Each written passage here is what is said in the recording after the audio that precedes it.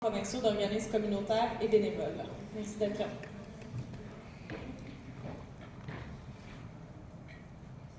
Allô? Bonjour, ça me fait plaisir d'être ici. Merci de l'invitation. Tout de suite, en partant, je vais vous donner un nouveau mot dans votre vocabulaire, OCAS. OCAS, retenez-le, ça va me sauver du temps pour ma prise de parole. Ça veut dire Organisme communautaire autonome en santé et services sociaux. Retenez-le, vous allez l'entendre souvent avec moi ici. Donc, je représente la table des regroupements provinciaux aujourd'hui qui regroupe 47 regroupements. L'AIR où je travaille est membre de ce regroupement-là et l'AIR a 73 membres. Il y a des regroupements qui ont beaucoup plus de membres. Juste vous dire que ça représente environ 3000 groupes dans le Québec, juste la table des regroupements provinciaux. Et ces OCAS-là, dans toutes les régions du Québec, réunissent 2,25 millions de personnes. On parle du quart de la population du Québec. On dit que les OCAS sont partout autour de nous et en plus, il y a 1500 autres organismes des autres domaines du mouvement de l'action communautaire autonome. On parle des groupes en alpha, logement, famille, défense collective des droits. C'est pour démontrer ça d'entrée de jeu à quel point le mouvement communautaire autonome est vaste dans notre petit coin de pays et connecté par ses luttes.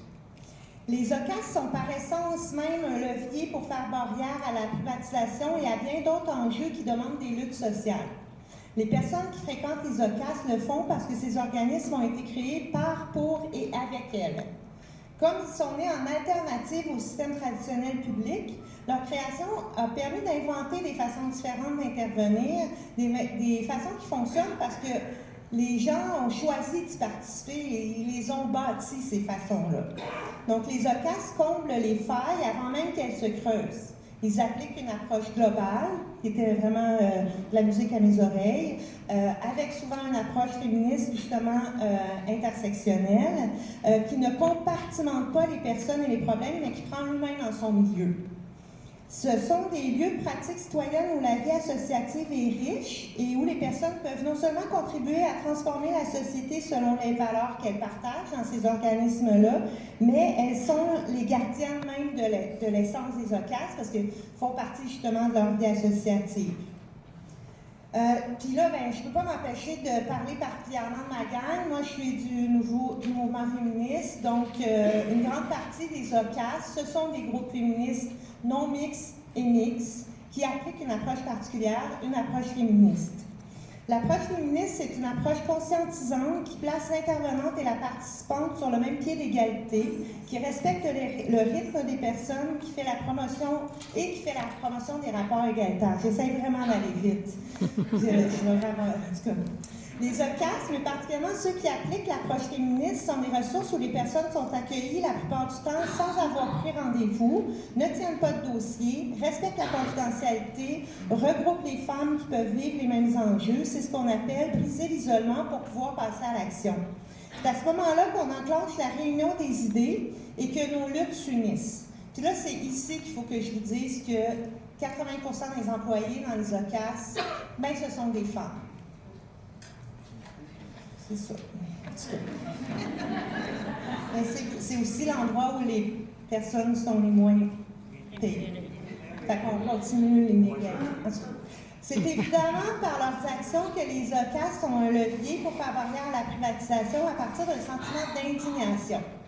Quand la population s'indigne et que nous, comme mouvement, on porte un message clair, on se donne les moyens d'être le levier en question. La force des OCAS est impressionnante. Rappelons-nous, on parle de 2,25 millions de personnes. Cette force du nombre est efficace, surtout quand on travaille ensemble, communautaire, milieu médical, milieu syndical, tout ce beau monde-là qui sont d'accord avec les mêmes enjeux, évidemment. La privatisation du système de santé suscite beaucoup l'indignation chez les OCAS. Et le message est clair. Le système de santé n'est pas seulement en deux vitesses. Des personnes et des compagnies font des profits sur les soins et les services donnés, comme on l'a clairement vu ce matin. Pire, pire, le gouvernement s'en lave les mains. Il se déresponsabilise de son rôle de voir au bien-être collectif et il encourage la population à penser que c'est une bonne chose, alors que c'est en soi une indignation de l'entendre se justifier. Les OCAS rejoignent beaucoup de personnes vulnérables, mais pas que. La vulnérabilité n'est pas qu'économique, elle est sociale, elle touche la santé physique et mentale, elle se traduit par de l'isolement. En utilisant l'approche globale et en étant créés par, pour et avec les personnes concernées, les groupes sont des leviers vraiment très efficaces quand il s'agit de mobiliser et de passer à l'action pour une cause qui les concerne. Ces lieux-là servent à diffuser l'information, rassembler les participantes et participants, agir collectivement pour forcer les gouvernements à protéger le contrat social qu'on s'est donné et qu'à mon souvenir, on n'a pas demandé collectivement d'amender en passant. Dans les organismes communautaires en santé et services sociaux, il y a déjà longtemps qu'il y a indignation et mobilisation autour du système à 2 ou 3 vitesses. Rappelons-nous la lutte contre la taxe santé pendant le règne Charest. Les centres de femmes au Québec ont travaillé très fort pour faire reculer le gouvernement. Lettres, actions tannantes, occupation de bureaux de députés, collage d'étiquettes, manifs, les actions ont été multipliées partout dans le Québec, puis finalement la taxe santé elle a été abolie. On aime vraiment ça dire que c'est grâce aux centres de femmes partout dans le Québec. Il y a d'autres exemples qui sont moins frappants parce qu'on a fini par s'y habituer, qui n'ont pas cessé d'être indignants pour autant. On constate que les corridors dans les hôpitaux servent maintenant de chambre, que tous les traitements médicaux ne sont pas offerts dans toutes les régions du Québec. L'accompagnement d'une personne malade a ses coûts, puis souvent ces coûts-là sont assumés par des proches aidants qui sont encore là des femmes. Puis on fait ces changements-là sans vérifier si les personnes ont les capacités de soutenir, si on a les moyens de faire face à ces situations. Dans les centres de femmes, juste vous dire que ça arrive encore souvent qu'on pallie à ces situations-là. Les participantes qui viennent dans les centres qui peuvent être vulnérables, on leur offre du transport pour aller faire leur traitement de chimio dans une autre région que le centre de femmes. On peut payer leur transport, leur offrir des lunchs, parce que oui, les femmes sont encore les plus pauvres encore aujourd'hui au Québec. 2 minutes, j'ai presque fini, ça va super bien.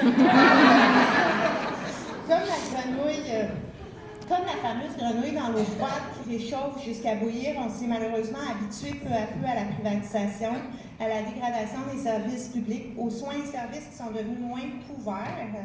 Mais là, ça va faire. Que des profits soient faits sur les soins qui devraient être universels et accessibles. L'accessibilité universelle est devenue de moins en moins accessible et de moins en moins universelle. En plus, notre motivation à sortir dans la rue, rappelez-vous, dans les années 2012-2013, on n'avait plus le droit. Il y avait plein de règlements qu'il fallait dire notre chemin avant de partir. Fait que ça, c'était aussi des barrières là, à faire notre truc d'implication citoyenne. Je vais passer tout de suite à le plus important, parce que je vois que tu me regardes. Puis ça sera peut-être dans les questions. Je voulais juste terminer, dans le fond, avec des extraits commentés de la définition du droit à la santé que propose la Ligue des droits et libertés. Le droit à la santé oblige l'État à tout mettre en œuvre pour en assurer la réalisation. Pour nous, ça veut dire notamment financer correctement la mission des organismes communautaires autonomes en santé et services sociaux. Fallait que je le dise.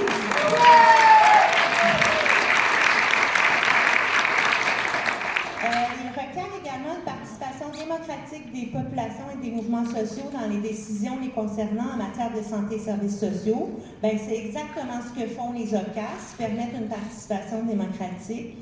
La déclaration affirme aussi que le droit à la santé réfère au meilleur état de santé physique et mentale et sociale qu'il est possible pour toute personne d'atteindre. Et un petit peu plus loin, ça dit « inclut les facteurs socio-économiques qui ont un impact sur la santé des individus et des communautés ».